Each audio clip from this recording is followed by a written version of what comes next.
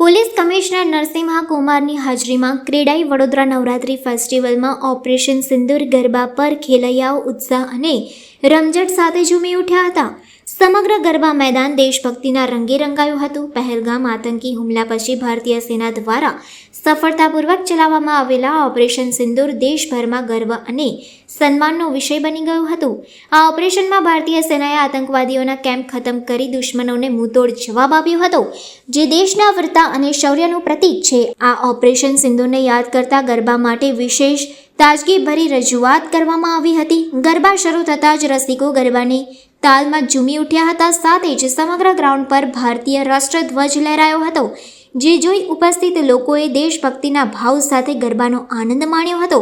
શહેર police commissioner Narasimha Kumar, joint police commissioner doctor Leena Patil, વડોદરાના સાંસદ ડોક્ટર હેમાંગ જોશી, ભાજપના મહામંત્રી સત્યમ કુલબાકર અને ફેસ્ટિવલના આયોજકો ઉપસ્થિત રહ્યા હતા। રિટાયર્ડ આર્મીના જવાનો પણ ગરબા જોવા માટે વિશેષ ઉપસ્થિત રહ્યા હતા।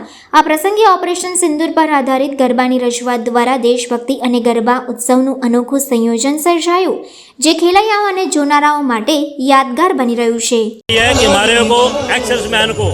यहाँ पे बुला करके हमारा इतना सम्मानित किया गया।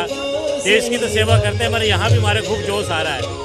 बहुत बहुत धन्यवाद कमिश्नर साहब का, पब्लिक का, जो हमारे को यहाँ पर आकर के निमंत्रण किया है। बहुत शुक्रिया।